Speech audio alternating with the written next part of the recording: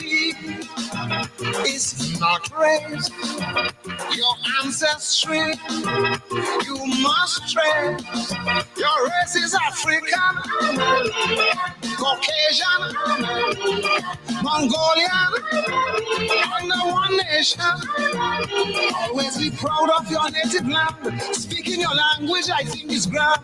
But please, I beg, don't misunderstand. As long as you're black, you of African nationality. Nationality.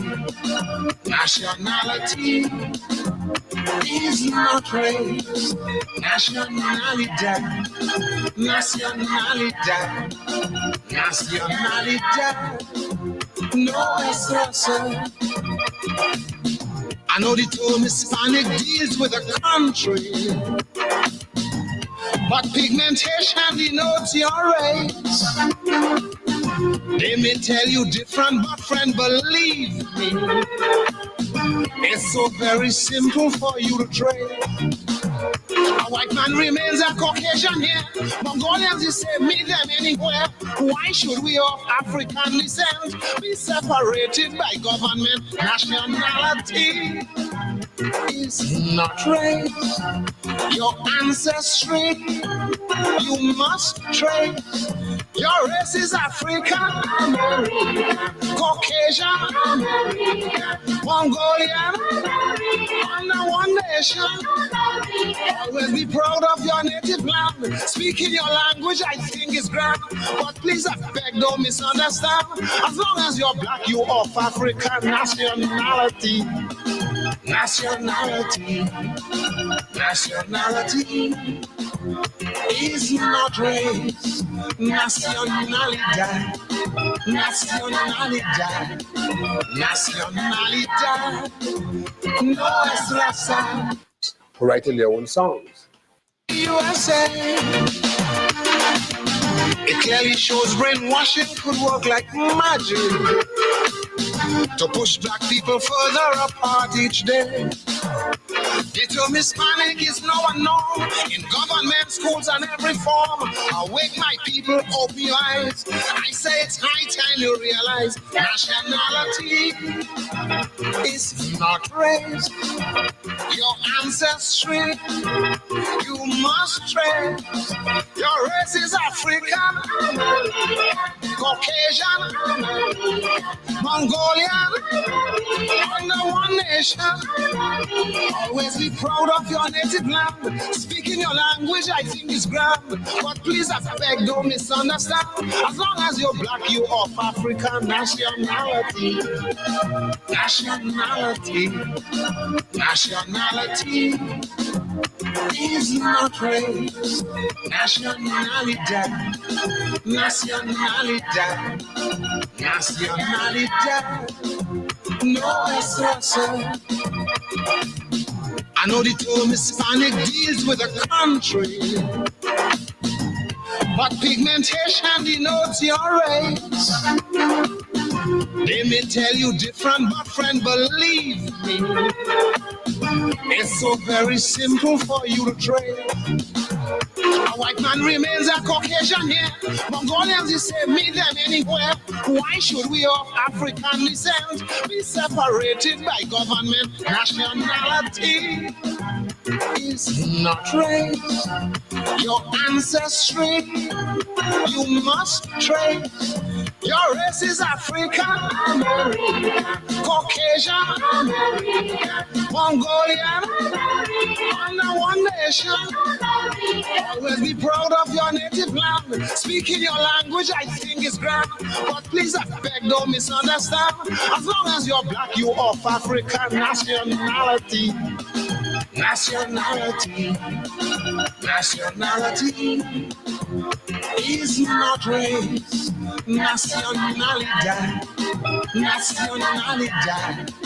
Nationality. No exception.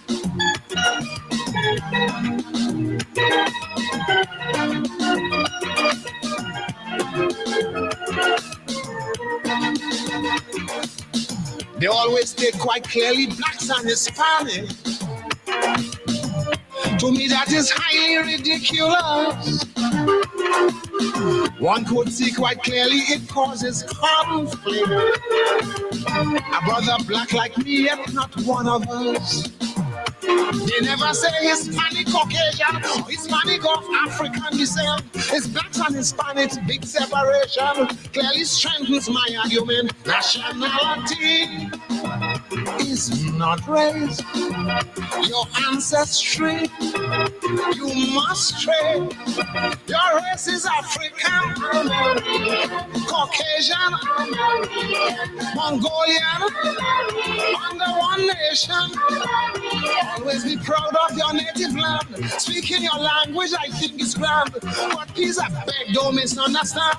As long as you're black, you of African nationality. Nationality. Nationality. Done by the mighty Duke. Rated by government. Nationality is not race. Your ancestry, you must trace. Your race is African, Caucasian, Mongolian, under one nation. Always be proud of your native land. Speaking your language, I think is grand. But please, I beg, don't misunderstand. As long as you're black, you of African nationality. Nationality. Nationality is not race. Nacionalidad. Nacionalidad.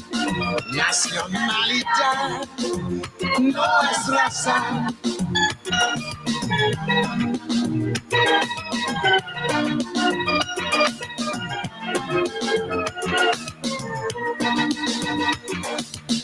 They always state quite clearly blacks and Hispanics. To me, that is highly ridiculous. One could see quite clearly it causes conflict. A brother black like me, yet not one of us. They never say Hispanic, Caucasian, Hispanic of African descent. It's blacks and Hispanics, big separation. Clearly strengthens my argument. Nationality is not race. Your ancestry, you must trade. Your Caucasian, Mongolian, under one nation. Always be proud of your native land. Speaking your language, I think is grand. But please, I beg, don't misunderstand. As long as you're black, you of African nationality. Nationality. Nationality is not race. Nacionalidad. Nacionalidad. Nacionalidad no es raza.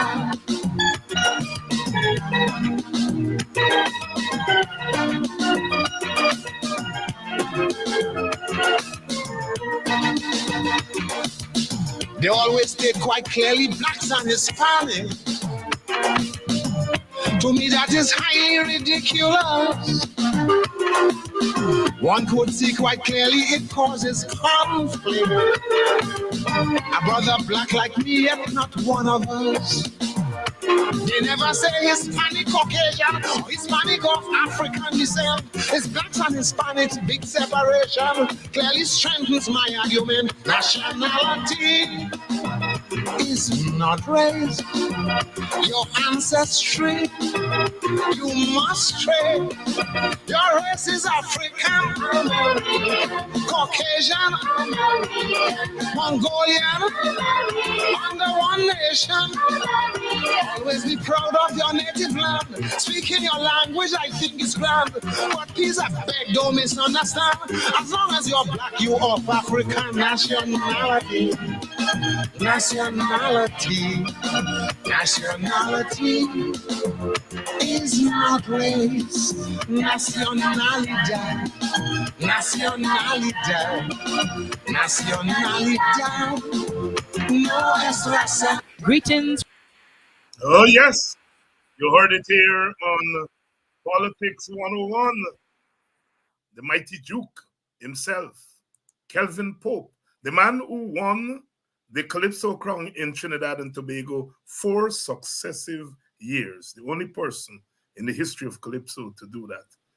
He won in 1969, 1968, 1969, 1970, and 1971. Teaching us, nationality is not race, We in Guyana sometimes get confused,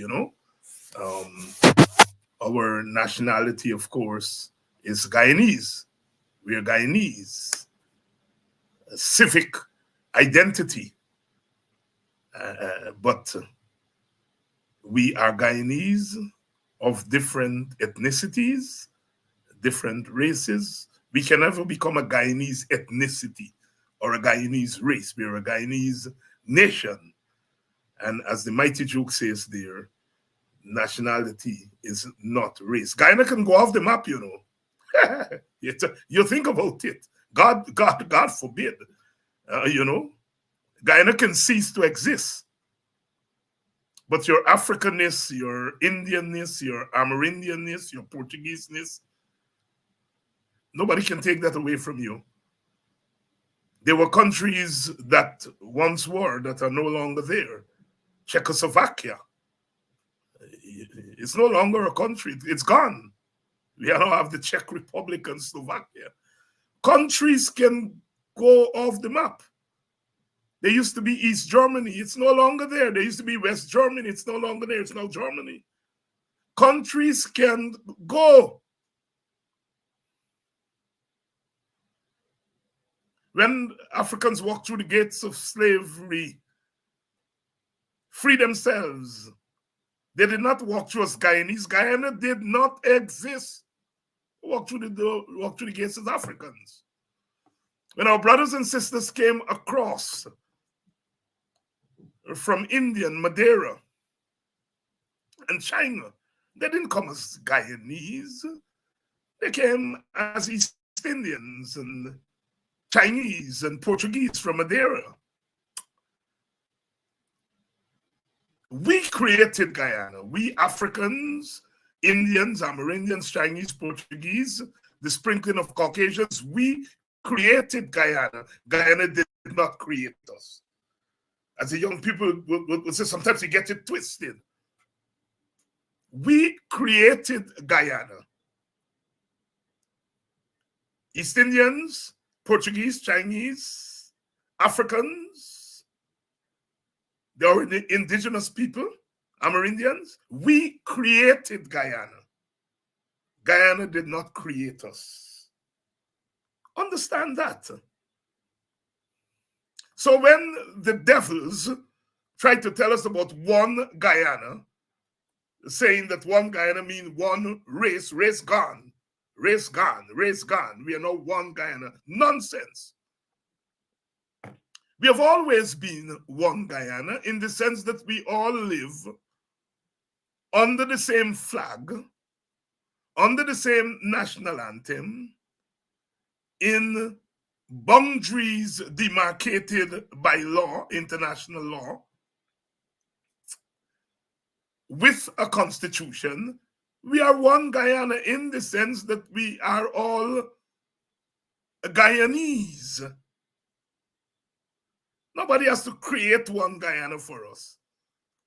So when they talk about one Guyana, what they're really saying is that we are not different ethnicities. We are not different races. We are all one what. And the whole intention is to downplay our Africanness. You see, Indianness is never in question. Indians never lost their Indianness. It was never taken away from them. Portuguese identity is never in question. They came from Madeira, they came as Portuguese. It was never taken away from them. Nobody yanked it away from them. Our Amerindian brothers and sisters, for all the torture they went through, their ethnicities were not taken away from them.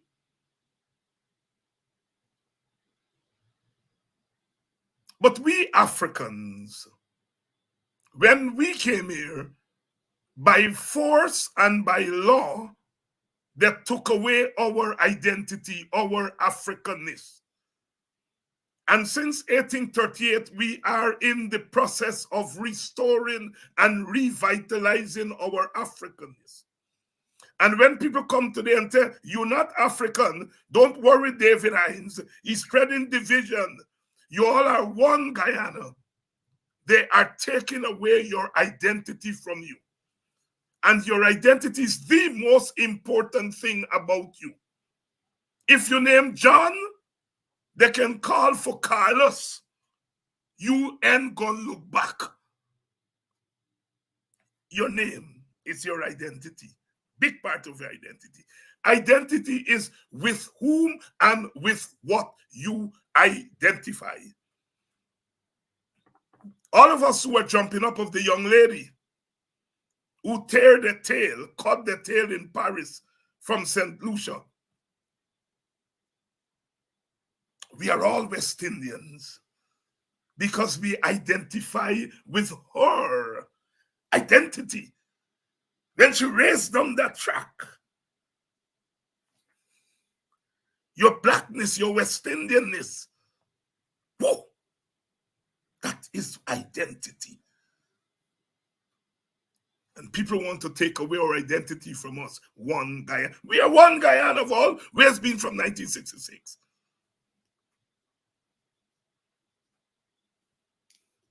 One Guyana is a redundancy.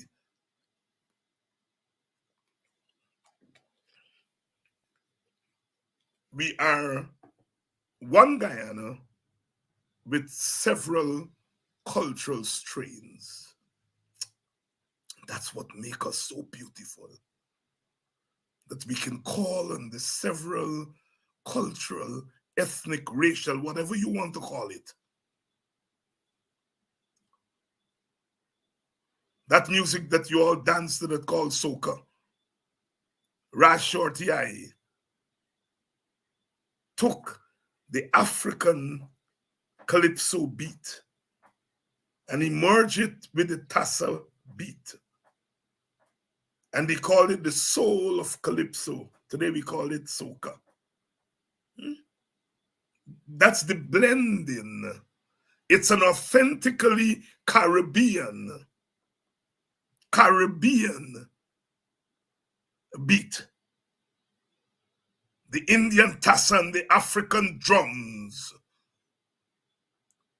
At the base of it is the African calypso.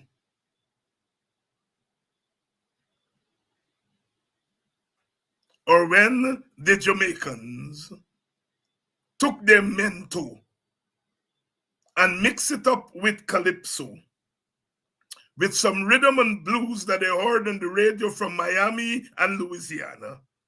And they created that thing that we now call reggae, our modern Caribbean music, coming out of the fusion of the African songs, mento, calypso, rhythm and blues, with a little bit of Creole meche from Louisiana. And today we call it reggae. By the way, it's Toots and the Maytals who first uttered reggae. That's where the word comes from. But before that, it was ska. And then for about 18 months, we slowed down the ska and we rock steady. And then Toots said reggae. And we slow down the beat a little bit more. We accent the bass and we privilege revolutionary lyrics. That's what we call reggae. Good evening. We're always learning something. The mighty Duke. Nationality is not race. When people telling you privilege your nationality over your race, what they're trying to do is to take away your culture. That's what they did in slavery. So when these damn fools are telling you all, one Guyana, you're all not African, you're all not, they're trying to do exactly what the slave masters did, was try to take away our identity.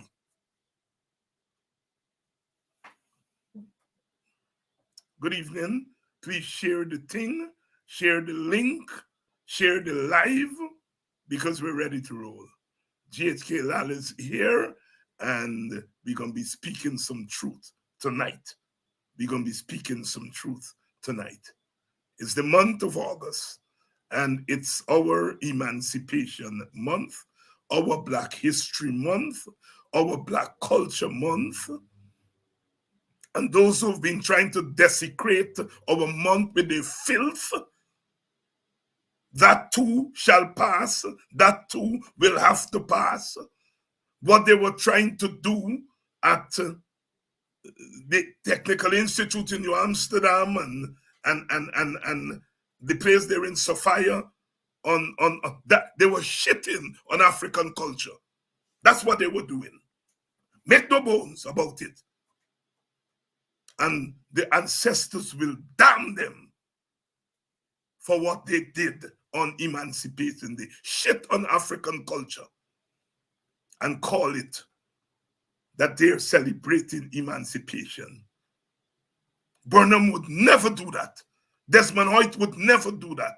Granger would never do that. Granger gave them money to celebrate Indian arrival, $500,000. He gave Ravi Devon them. They give it back. What does this government do? Take away money from Boston 1st of August. Take away money from ACDA. Take away money from Ipadaji. Granger give money for Indian Arrival Day. The facts of life. That's what we are here to give you all. Let's go. Another good evening.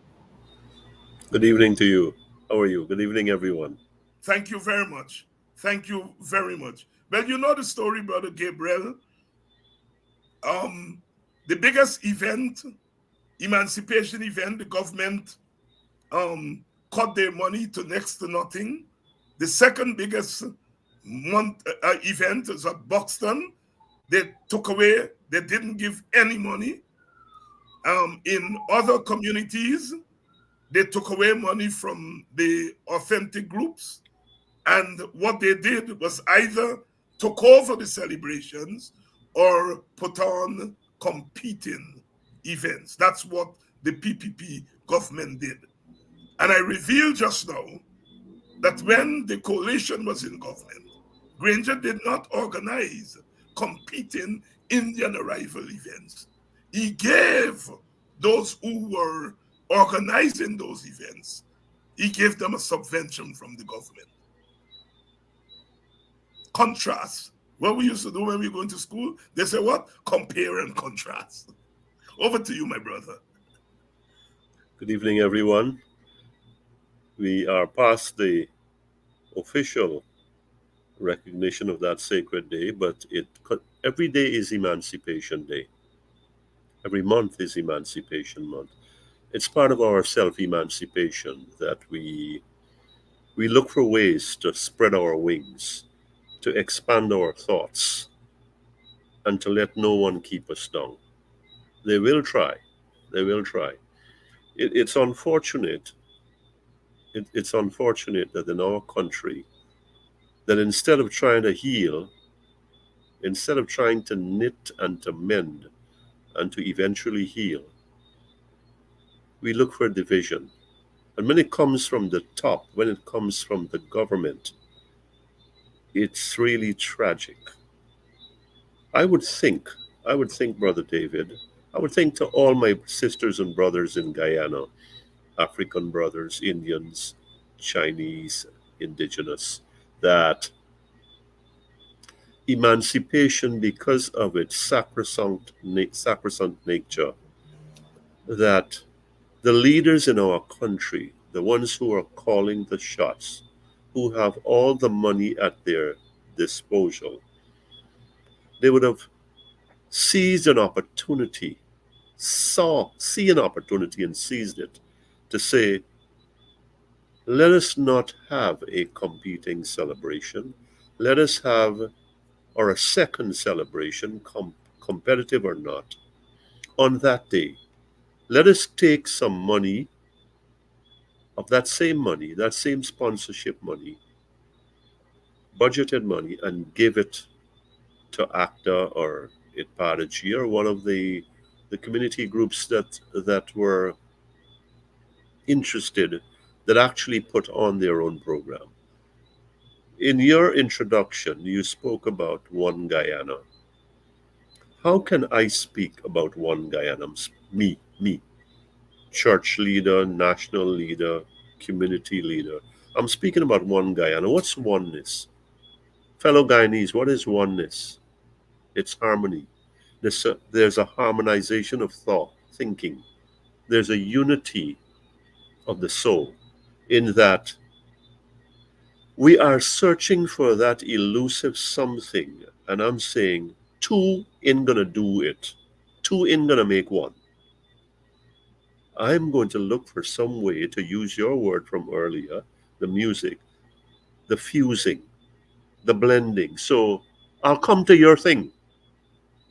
I will come to your thing because you know what is your day, and I will make your day my day. That's One Guyana. We have to have that humility and sincerity, and these are not spiritual words, they are practical words. In a country where poised where we are, if we're going to talk about One Guyana, whatever pretext, context, Emancipation Day provides an opportunity for us, our leaders, to say, my hand is outstretched. Not that my hand is folded to show you who is the boss, to show you who got the power or who got the money. My hand is outstretched. On this your day, I come in brotherhood, I come in fellowship, I come in peace, I come with love in my heart. Because you know what? You and me is one. You and I are one. Where is that? Where is that? The two of us, one on one here, and the two races and the six races, or how many we have now in our demographic, we are one on this day and we are one on those other sacred days too. And I really felt that instead of the sacred day being honored, I felt that the sacred day was desecrated. When we have an event that was originally slated to take place at Maltino's right next door to the ACTA celebration, and it was some sanity prevailed, and it went to the Sophia Expo area, and then there was another one in New Amsterdam that went a little further away. Why are we having these things? How much of a hypocrite do I look like when I'm speaking? I'm touting, I'm shouting One Guyana, and in the next instance, I am participating in these events, in these instances that say, well, how could this be, man? Where are you really going with this? Aren't you looking at yourself, doing some self examination and say, this thing is not adding up? You're all about lip service, you're all about rhetoric, and you are not, your reality contradicts your rhetoric. One Guyana, Emancipation Day. That was the day for our political, our government leaders to say, I ain't gonna have no other thing. I'm gonna come. I'm gonna be as one with you. Even if I don't come, I ain't gonna have a competing event. What's the objective there? What's the objective? To divide and rule? To drain away, to separate black people from black people? I mean, I think there was something going back a little, a way back with, what was it, Pagua Mila or something, with some Indian groups, and it was gaining some traction. And then the PPP came in. This was not this time. This was way back, and They said, look, this doesn't make sense for this to happen. And whatever happened behind the scenes, the PPP took over that, and the Indian sponsors, who may have been seen as threats, they folded their tents. And so you didn't have two Pagua Mila, you had one. And I think for Emancipation Day, this is exactly where the government ought to have been. The government should not be sponsoring other events on that day. I don't care under what umbrella it occurs. That's a government. That's a government creature. Actors been doing it for years. Let the main African organizations celebrate their holiday, their sacred day, their way, and let us go. We don't go to a wedding and then keep a little wedding on the side. We don't go to a christening or a birthday party and go we own little sport, in the car. No, we go there and we are joyful in sharing in the joy. Your joy is my joy. That's one Guyana. That's one family. That's one community. And I really think that was lacking here, a week or so ago. And when are we going to learn? We need to learn and we need to grow. And the only way we can do is when we do the self scrutiny, the self criticism, and the self correction. I think we really are very, very sorely in need of that. GHK Lall here tonight on a Thursday night, Politics 101. Please share the link, share the live, some of you would say, and let everyone know that we are on tonight. We are discussing, of course, the government reaction to African emancipation observances, desecrating it, to use GHK's term. My language was a little bit more colorful, but it amounts to the same thing. And we are not complaining. We're not complaining. I want to make that very clear. We are drawing the country's attention to what this government is doing. And the decision is in your hands, what you want to do. What you want to do as a reaction to what this government has done. We're not complaining. As I said in Buxton, we in the WPA, which the opinion shapers don't talk about, the WPA doesn't exist when it comes to the opinion shapers. It's a 2-horse race and so on. But we gave leadership to Buxton. And we are the only community that celebrated, that observed emancipation, that they either did not put on an alternative event or bribe the leaders. Because we use the Guyana model, which is that you may be national, but you're also local, and you must participate in the local events, cultural events, etc., etc. And we were able to give leadership and kept the vultures out. They called last year and they said, well, the government give you all some money, the prime minister will come and he will speak last. And we said, not here. That money is government money, doesn't buy you a ticket on our stage, not on our stage. And this year they said, no money. And we said, thank you. We raised the money from you all, ordinary people, Africans and Indians, yes. Some Indian comrades gave us some small donations. And that's the model that we are saying. We're not complaining. We fight. Because when people are fighting you politically, you fight with every fiber in your body. And in this case, our political body. And that's what we do. That's what we do. That's what we did. And that's what should be an example to others. Those who feel that we ought to sing and dance for Irfan Ali and Jack Dio are misguided. We should sing and dance for ourselves. Those people who are responsible for pauperizing our teachers, mainly Africans, they're responsible for killing our brothers, mainly Africans, responsible for dismantling the homes of poor people, mainly Africans, responsible for spitting in the face of Black women, taking away the money from it Padre G. And then come on Emancipation Day for our children to dance for them. And those Africans who made that possible will have to face the ancestors sooner rather than later. Share the link and let everyone know that we are on tonight. GHK Lall is here. GHK, emancipation is African in the sense that it marked the end of the enslavement of African people and opened up new possibilities.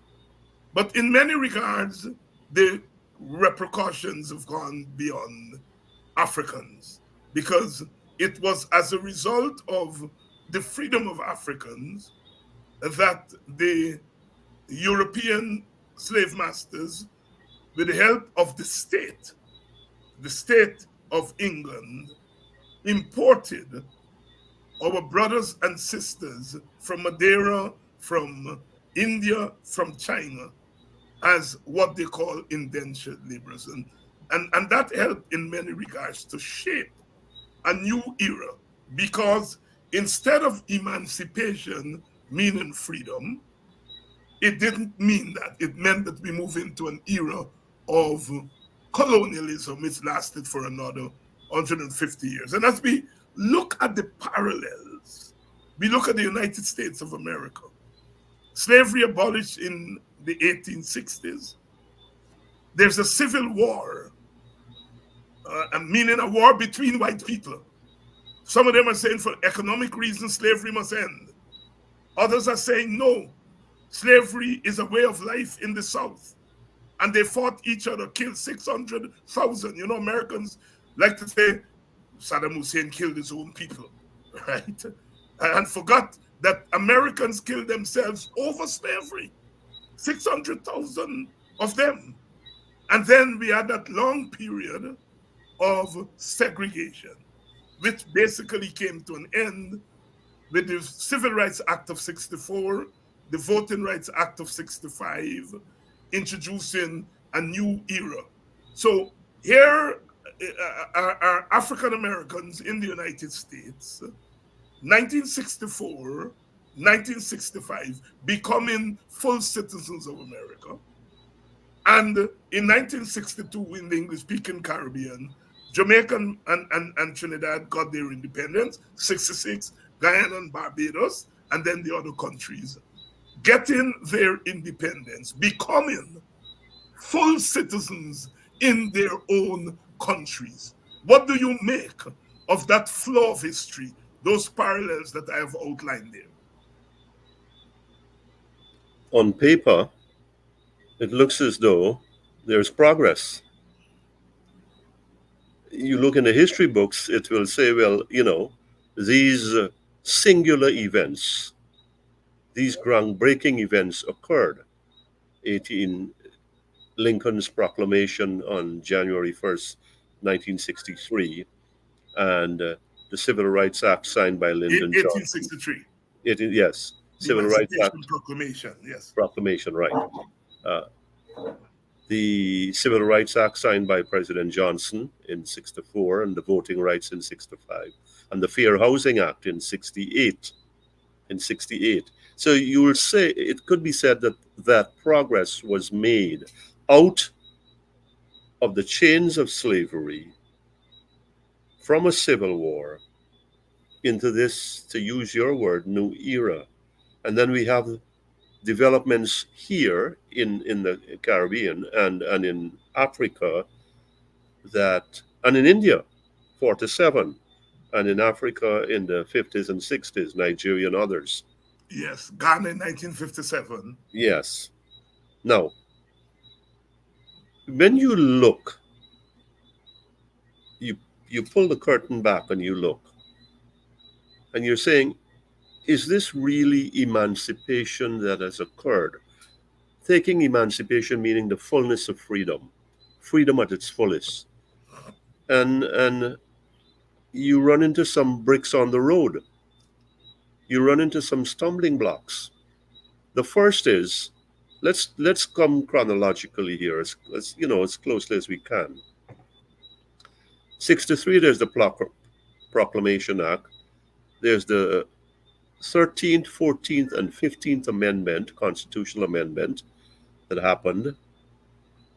Slavery is abolished. Citizenship is established. And what was the other one? The right to vote, the 15th The right Amendment. to vote. Yes. And immediately you have the black codes. And immediately you have the black codes in the United States of America, which served as a restraint. You have Reconstruction, where there was some movement, a couple of steps forward, post-Civil War, in the Confederate States, the rebellious states. And then you have that gone immediately when Rutherford Hayes came in as president. And you don't want to get too thick on the history here. But the emancipation, this fullness of freedom that should have been, because 600,000 white, largely white Americans died, it's really turned out to be not as free as it should have been. And we'll come back to that in a minute. Come to us here in our time, and we are old enough. We have in the 50s and 60s this struggle for independence, labor struggle and political struggle, Critchlow, Burnham, Jagan, and we are there. And we are there. And then we realize that the fullness of national self-determination and political freedom and economic freedom is really not in our hands. Is really not in our hands, because Burnham felt it first, Jagan felt it first, in that he couldn't get money to borrow. Burnham felt it then when he said, we'll take charge of the commanding heights of the economy, because you're going against the grain of the new slave. Instead of enslavers, now what you had was, you have colonizers. Look at this here. I want us to draw these parallels very carefully. The enslaver of yesterday is the partner of today. The descendants is the partner of today. Instead of physical force to keep us in check, we have legal force. I hear about sanctity of contract superseding everything else. Instead of colonizer, we have an investor. So what we have here is the old being dressed up and dressed in the old wineskin in new wineskins, to wax a little scripturally here, and something is not holding together. Because take Guyana, with our freedoms, with our natural resources, I mean, we should be way ahead of where we are. We shouldn't have Ipada G looking for money. We shouldn't have ACTA looking for money. We shouldn't have poor Indians in this country 5 years after oil. And we shouldn't have poor indigenous people or Chinese people or whomever. The reality is that we have, because the enslavers have returned as investors. And it's the same people, their children. When you talk these things, you run the risk of being declared to be racist. But we are talking about the facts of life here, and the facts that are on the ground. And where are our brothers who are standing up and say, like Dubois, like Garvey, and said, we've had enough of this goddamn nonsense, right? We don't want to be a part of this here. We want to decide for ourselves. We want the best from what we have, and we're not getting that. Go back, because it is felt now that we have too much political power. We have too much economic, we're going to have too much economic power.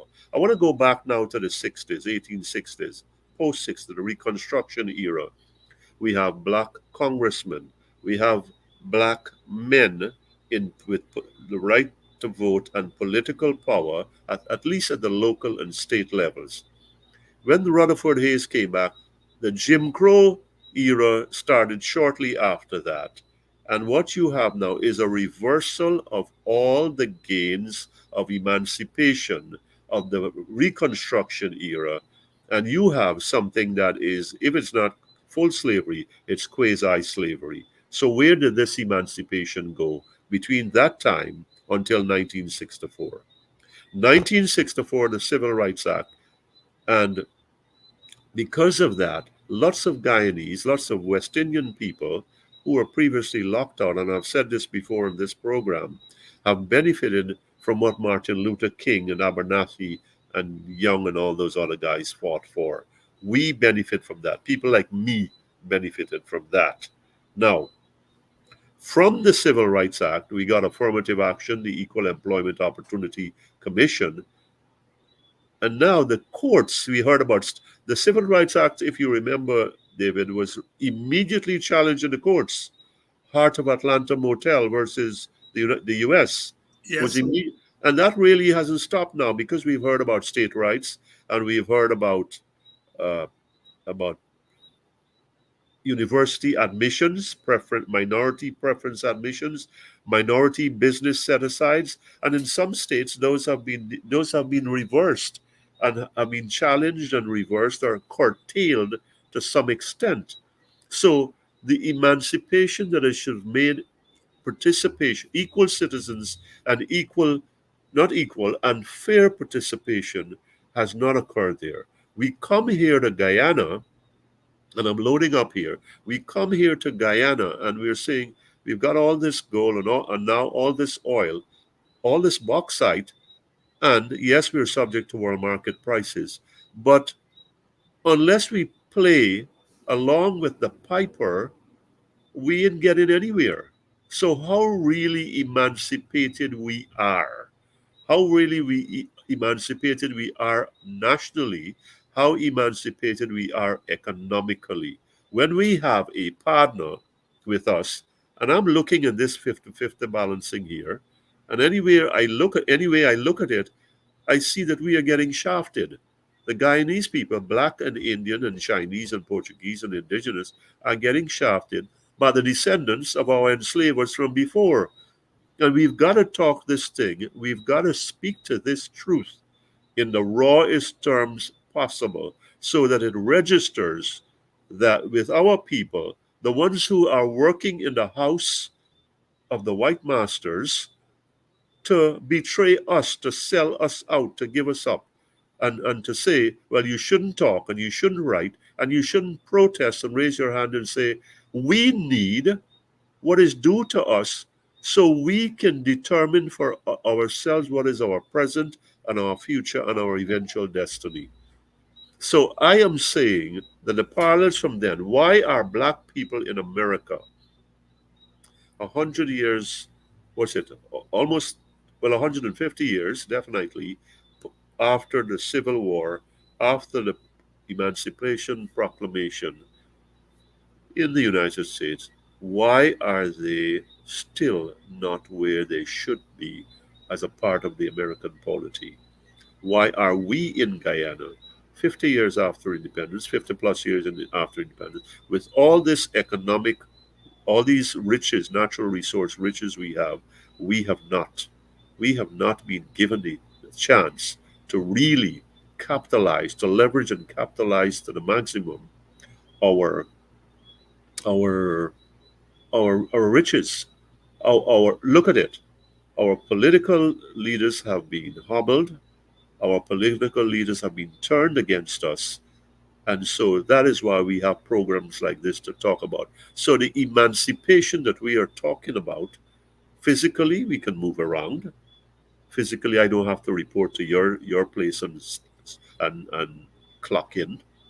But what is happening to me mentally?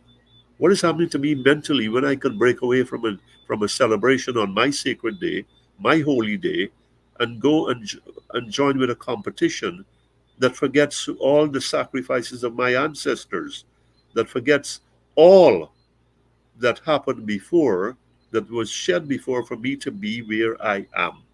So I'm looking at this thing that we should have we should be enjoying the fruits of emancipation here in Guyana, given what we have, and we are not having that because the same thing that the slave masters did during the days of slavery, when they coerced and incentivized some of the slaves and rewarded them well, comparatively well, The same thing is happening today, happened last week, happens at a bigger level politically, and that is why we've got a society that is where it is, that is as divided as it is, and where it is with, really, frankly, I don't see any way in sight in the short term because we are not really truly emancipated politically, nationally, economically, and and mentally.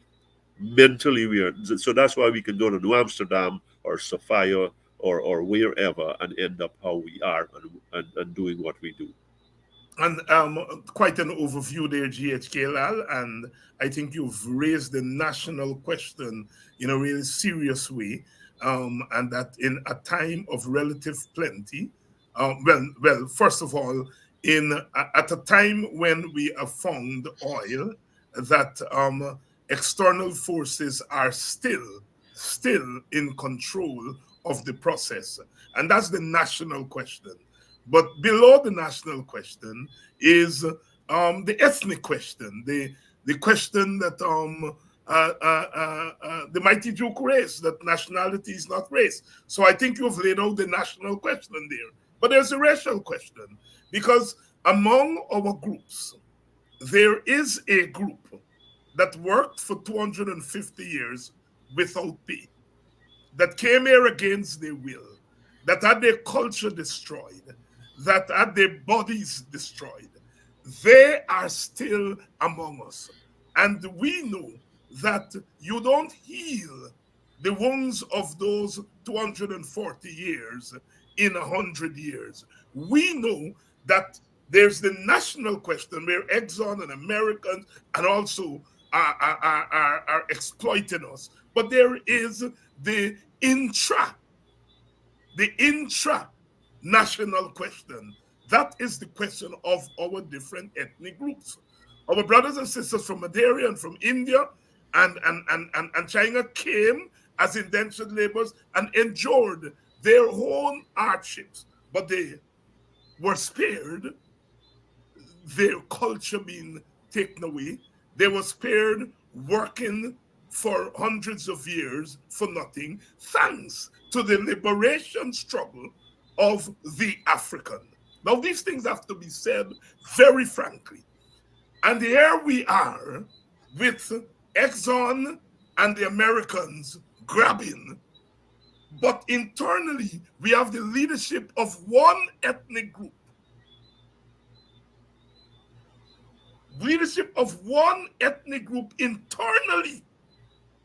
internally marginalizing openly one group. And that group that they're marginalizing intentionally is the group that is owed the most because it was paid the less. Talk to us here, GHK. You laid out the national question, all right? But there is the intranational question, the ethnic question, which is the elephant in the room, and which Guyana has stubbornly, whether it's an African government or an Indian government, stubbornly refused to confront. And it follows us wherever we go. The ghost of slavery follows Guyana wherever we go.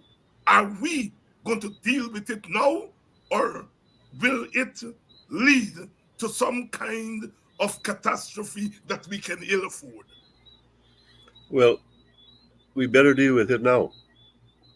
We had better deal with it now because the longer this goes on, we are fooling ourselves. The longer that the disparity and the inequity and the injustices, economic injustices, go on internally at the intra level, and it is going on, we something is going to have to give.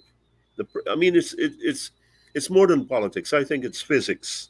I think it's human nature that we cannot continue with a society of 1% super rich and the multitudes of have nots or haves and have nots, if we're going to be a little kinder. I'm looking at today's paper, and it slapped me right away in the face. $7.2 billion Gaisuko, and then 10 billion, you know, loss 21 and I think 22. Do I have that right? Yes. So you're looking at close to 10, 18 billion dollars. Where is that kind of money? And we know what Gaisuko is, and we know where Gaisuko is. We know what it is, what it represents, and we know where it is and why it got that kind of money. Now, good for them. What happened to our teachers?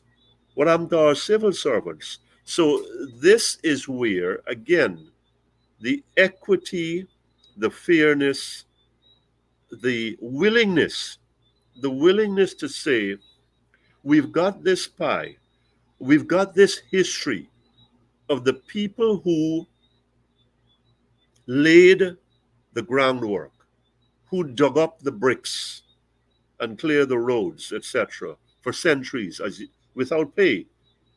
And so now that we have come in for this bonanza, we've come in for this bonanza, the inheritance that they have the first lean on. And I'm going to reduce this to business terms. The inheritance to which they have the first rights. And we are saying, well, we're going to talk to you when we feel like, and we're going to talk to you how we like, and we're going to talk to you with whatever number, 6%, and you better shut up and take it and go along your way. That can't be right. That is not emancipating even yourself or emancipating the objects of your derision. And that's what this is. You are being derisive to people who are due the greatest amount of respect because of their history of 240 years. Yes, my people came and they put in their time, but it was under different circumstances. Most things weren't taken away from them. Certainly, it wasn't easy, but the comparison that has been, I think, frivolously made with slavery, we've got to get over that. We've got to be, David, we've got to be honest with ourselves. We've got to look each other in the eye and say, look, this whole thing has been wrong from the beginning. And we are extending that wrongdoing when we go about it in the way that we do. When we squeeze the African Guyanese, when we neglect the indigenous Guyanese, or we use them or misuse them. I say emancipation is where our leaders develop that honesty to say, this is what we have, and this is how we're going to go about justly, fairly, rightly making things. You can't correct all the wrongs, but why is it that one ethnic group is being made to suffer, is being made an example of in my book, is being punished? Is it for 2020? Is it for 28 years? What is it for? There is an element, and it's very stark to me, there is an element of vindictiveness in all of this that goes beyond normal politics. There's an element of, I think there's an element of racism here, and I think it's got to be called out. It's an element of, you know, a pecking order. It's an element of superior, inferior. Now, these may be harsh words in the context of Guyana, they may be volatile words, but I think they've got to be said and we've got to face them and say, look, the imbalance leads to perceptions and the reality of injustice. And that creates insecurity, and that leads to instability, and that leads to where we don't want to go.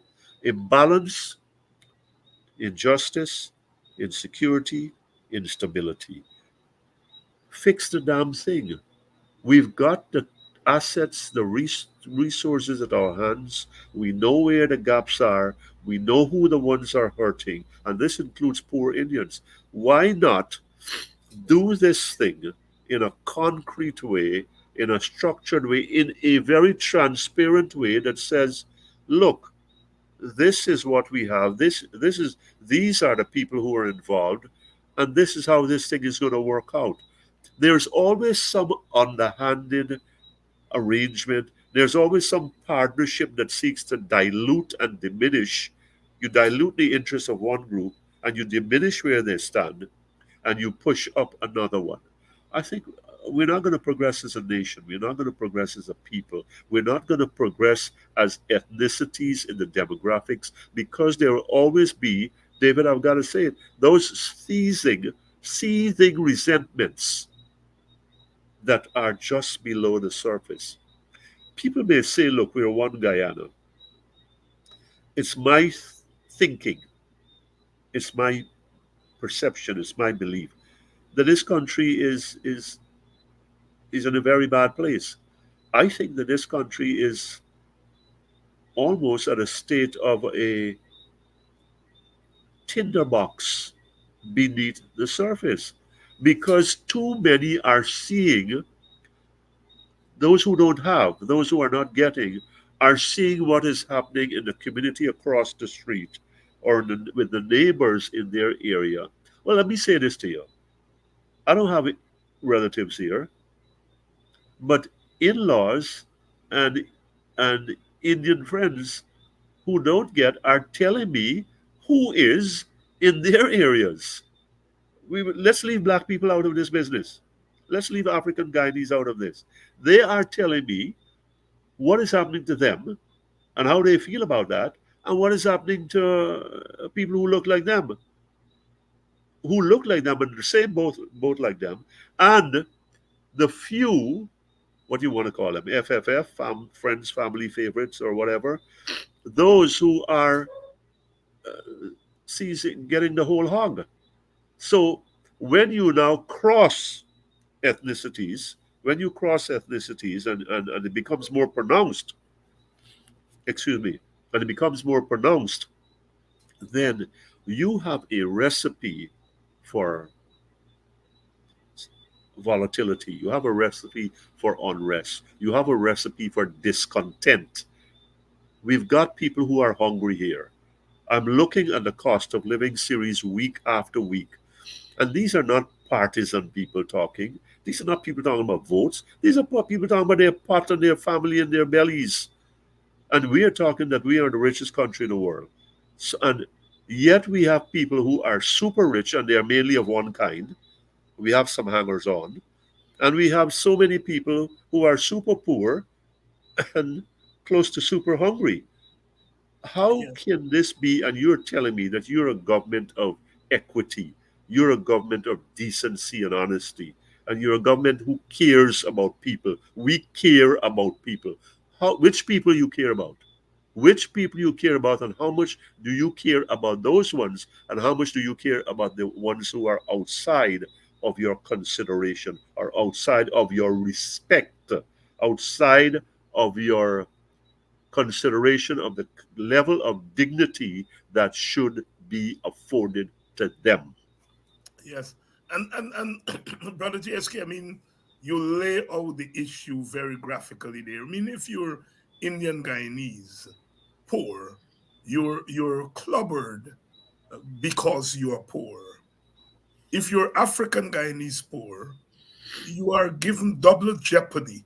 You're Mm-hmm. clobbered because you're poor, and you're clobbered because you're African Guyanese, because you have to pay for something Burnham supposedly did to the PPP, because you are seen as the hooligans in the society, because you are seen as the people that we can, box around, shove around.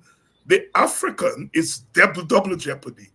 He's been or she's been hammered because she's poor, she's a woman, and she's African. And I think we have to put this thing sometimes in context so that we have a really overall picture of what is going on in our country. I had the opportunity to speak to a lot of young people. And I asked them, I said, you all know about what Exxon did? And they said, yeah, we know about what Exxon is doing. But why should we want Exxon to give the PPP and Jack Dio more money for them to put it in the pocket of them and their people, and not give our teachers and not give our black young people part of the action? You see what is developing there? All right? You see, and that's the racial angle that I think we often do not talk about. Mm-hmm. That the African Guyanese masses are not rallying to the anti-Exxon, anti-imperialist kind of argument because of the way they don't want this government to get more money, Mm-hmm. because of what the government is using the money to do and how it is not giving them. The teachers, they give them from 6.5 to 7. With all due respect, brother Lal, the Gaisuko workers are getting much more than that. They should get more, but they're getting more than teachers. So Mm-hmm. if you are an African Guyanese young person, you are not checking for Exxon and how much they thief. You are checking for how much the government is thieving. Talk to me. I've heard that position before, and it has some merit to it. You're getting this amount of money, and we can't see what we're saying is negligible from it, if anything at all. If we come out and be a part of a struggle, a mass protest, whatever form that takes, for more money, and we wring the people hand, we help you to wring the people hand, and they say, all right, we can do this. I've heard it being postulated that, hey, then they got more money in their hand for share to their people, and we'll be there. Where are we? And I think there is merit to that. I think that given what we have, and I've heard this also, how is this distribution? The distribution. Really, what we do in this country is instead of spreading the thing around, we've got what's reverse distribution in economics.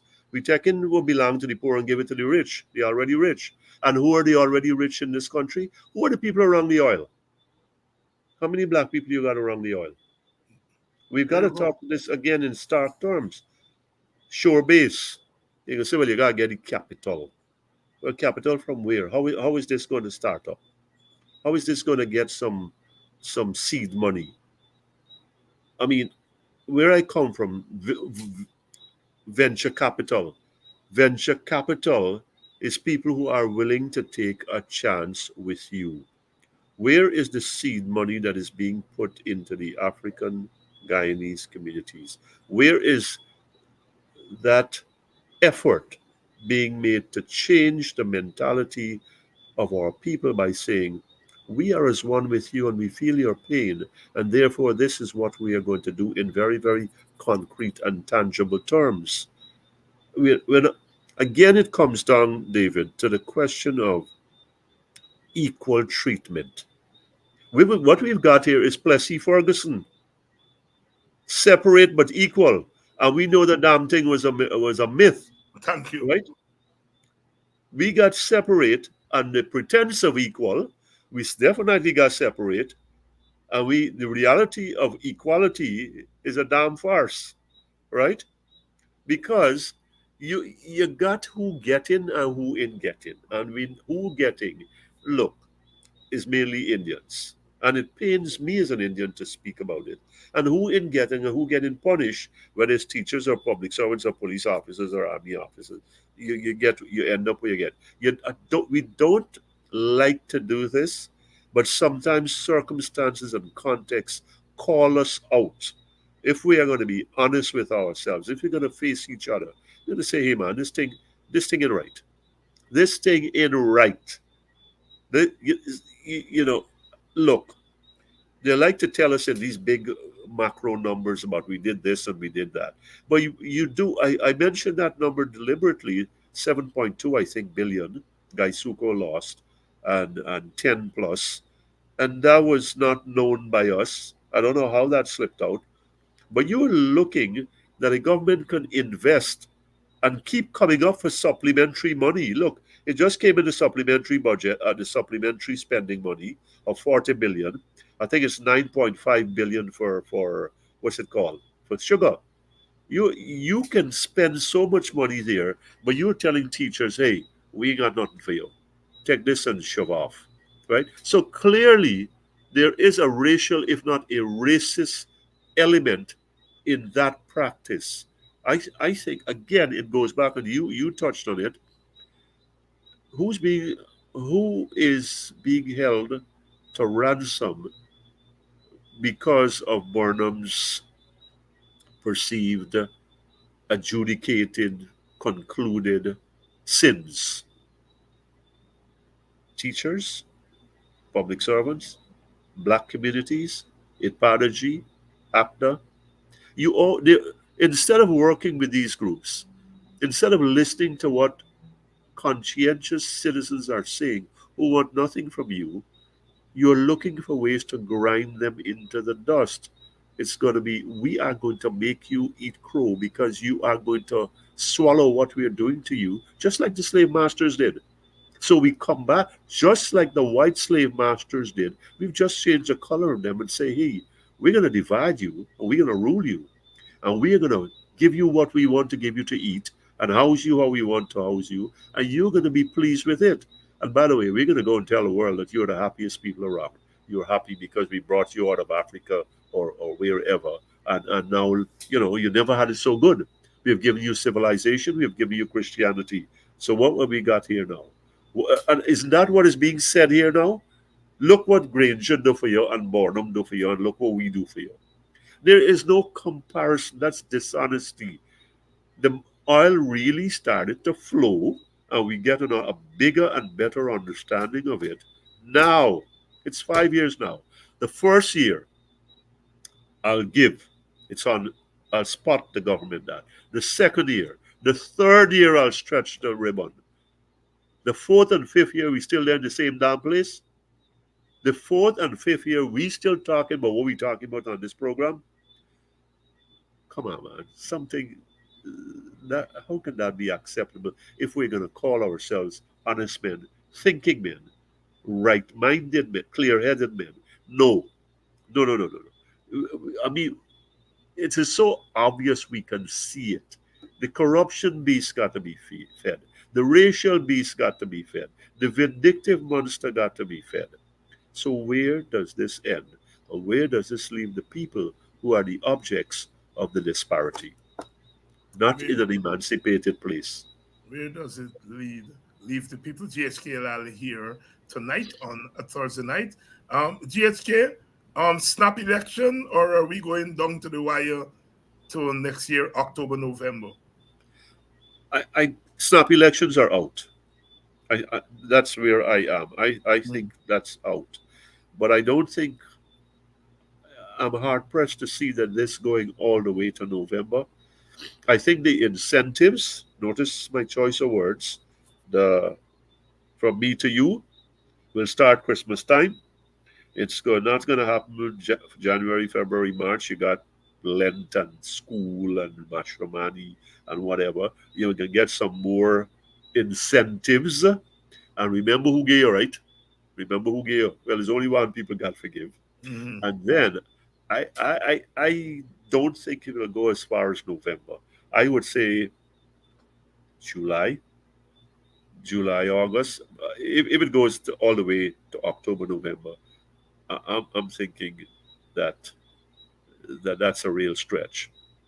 Now, the American elections could have a play in this, and it looks like to me that Harris, unless she really puts her foot in her mouth, she can sweep this thing. She can really put this guy out, put him to bed once and for all. I think the PPP, Jack Dale is, our brother Jack Dale, is depending on a Trump return here and some change of sentiment in Washington regarding his government. Nigel Hughes has entered the scene. You've written quite a bit on him. Norton is the returning leader in the PNC. There is all kinds of talk that there is the opposition is not ready. disunited, etc., etc. Is that where your head is? Well, Nigel Hughes knows where he's going. I think the PNC needs to really wrap its arms around where it wants to be, and it's got to do that in short order. Time is not on the opposition side. It's starting, I think it's starting now, at least the AFC. I think that Nigel has got a lot of pulling power. People may disagree with me, and he could be a spoiler, but the opposition has got to be a combined opposition. And I think there's a place in there for the WPA, and however that shapes up, that that arrangement, that combination has to be worked on in short order. And look, there are really no new faces, including Nigel's, in our political arena, and these are the guys who are going to be the difference makers. So there's not much learning, but the biometrics and lists and all of that, they're coming up and they're very vital. Venezuelans and so on and so forth. But I think that the opposition it's got to be one opposition, and it's got to be it's got to be really clear.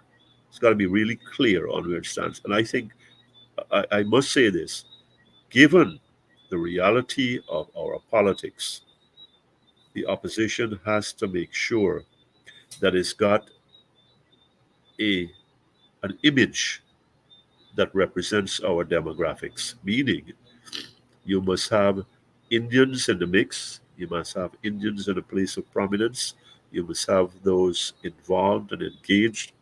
And I know Nigel went to Lenora, and I think he's going to other places. He went to Linden, and he's going to go to other places, and he's on the ground. So I think the opposition can mount a really formidable challenge. Raphael Trotman is back, and that tells me there is some intrigue there.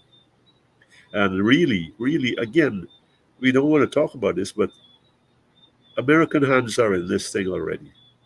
They've been in every one of our elections. Why not now? Why not this time when so much is at stake? When there's so much discombobulation, when there's so much displeasure in Washington with what is going on here. I think there's an opportunity there for the opposition.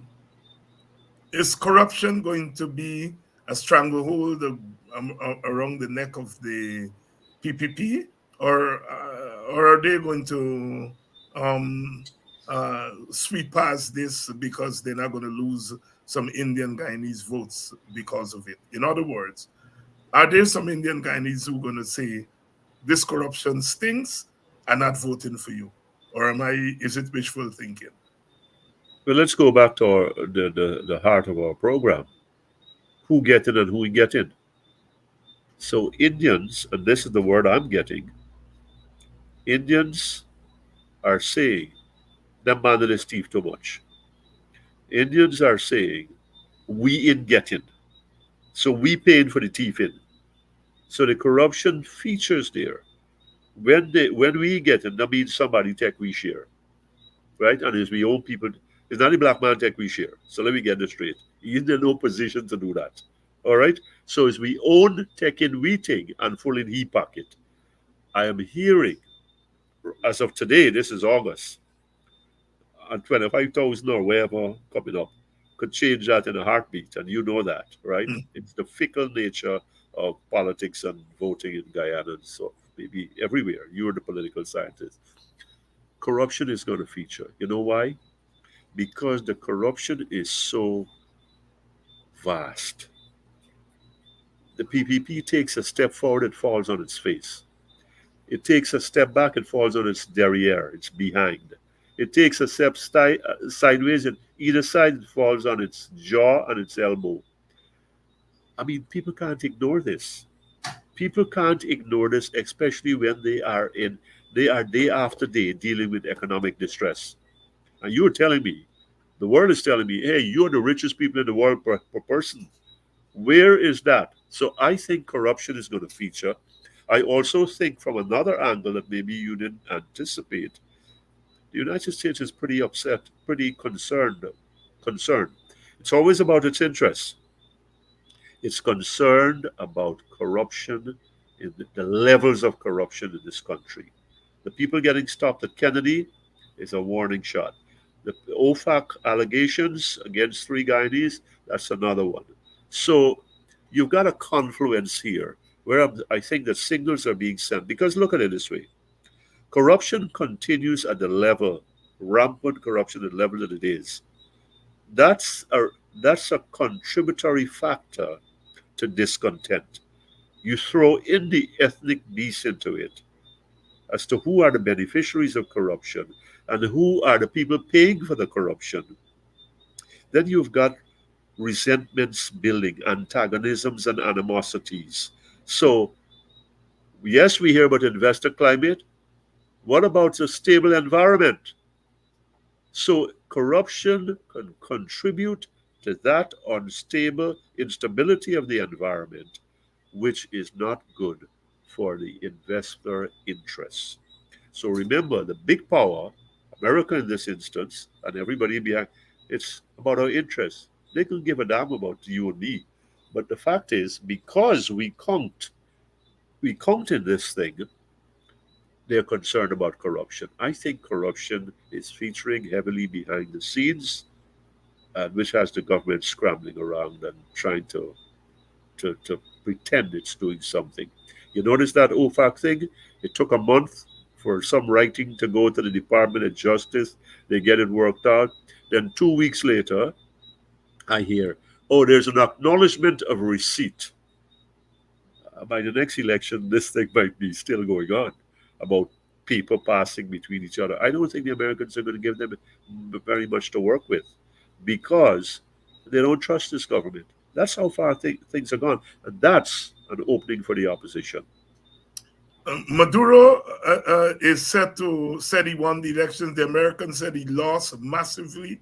Is regime change active again? And is Guyana likely to be a jumping off spot? And will that impact our elections?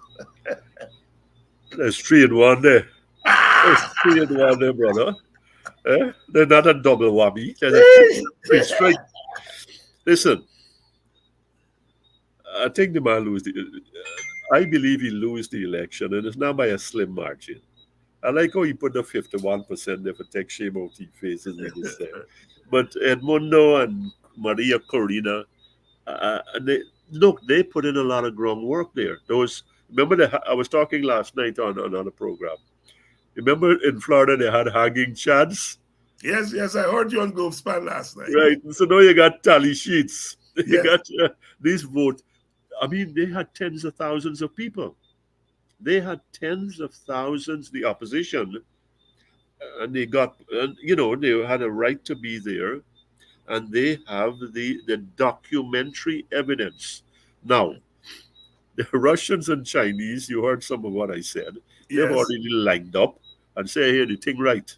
The Americans have, and the UK, US, UK, and the EU said, and G7 said, there's some overlap there, said, well, look, this election, it started out, at 70%. Now I'm hearing 80%. Yeah.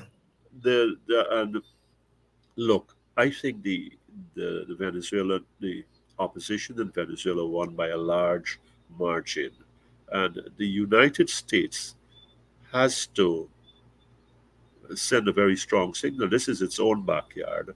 We're talking about 300 billion barrels of oil. We're talking about Guyana's oil, which is not 11 billion anymore. I think it's a couple of multiples of that at the end of the game. So something is going to have to develop on the American side. To your third question, and I said that on GlobeSpan last night, I think the business about base and launchpad and leveraging the proximity, just about across, is very, very real now. Those are not theoretical issues anymore. The circumstance of the ground demand that there are answers to that. So let's go here. I said this, I wrote this, I think, in Village Voice. You remember Vietnam, and I brought up Laos and Cambodia. everybody used to run there, and people used to run out from there, right? The North Vietnamese, the Americans pursuing, and so on and so forth. We got the Cayuga River there, and we there down here in Georgetown. Maduro gone too far to turn back. Maduro there, and by the way, I get the impression that he's a high stakes gambler. He's and he's going to feel empowered or strengthened because he got Russia, China, and Iran behind him, and I'm sure a couple of Latin American countries. Brazil is Sitting on the fence. yes, is where let the the documentation and validation and all the business work out its way. I think that's safe. You know this. Tell me, has CARICOM said anything other than Ralph Gonzalez and Skerritt Roosevelt? No, Deacon Mitchell, who's the chairman, said that it's an internal matter in Venezuela. The little safe. That's safer than safe. Here's this. But We did too close. the chief election observer said it was fair and fair. The one that tell the opposition they take your blows like a man, right? They my Oh, good leader. yes, Ralph. Ralph Yes, Ralph was there observing the election, and he said it was yes. fair and fair. Given what he has observed, we did so far, and I think we observing something diametrically opposite. Ralph got to stop this observing business. He's making himself look stupid. You know, it clearly he gone so far overboard that he lost any self-respect he had. Yeah. I mean, come on straight out of the gates. Elections was free, and he sounded like somebody from the Kremlin or Beijing. There, we are. Look, it could have an impact here on our elections. As strange as it sounds, because there's going to be a lot between now and July or November next year. There's going to be a lot. This place is become a flashpoint. This place is going to become a flashpoint. If look, Maduro stays in and it's just sanctions and sanctions bite, we're going to have more Venezuelans here. It's inevitable. It's because the infrastructure refurbishing in the best of times and the oil getting off the ground, which looks foregone now, is going to chase them to here. Is going to chase them to here because as you're a migrant, I'm a migrant. We go where the magnet is. Guyana is the magnet right now. So I think there are all these things that can have a say in our election.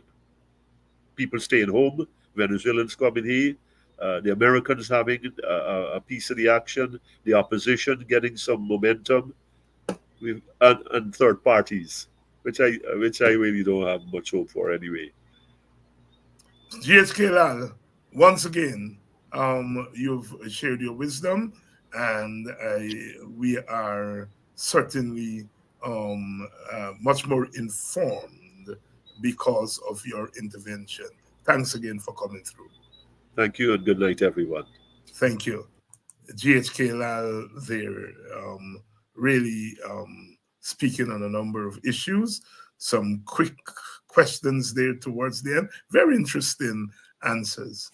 I'll be here again tomorrow night. Those of you who are wondering about Dr. Simpson de Silva's funeral, is going to be on Saturday in Golden Grove. The wake is going to be at his residence tomorrow night. That's in Enterprise, Section C Enterprise. There is right now going on a night of reflections at Congress Place because, he was a PNC minister, and Dr. Simpson de Silva, one of our youngest ministers, became a minister 25, dead.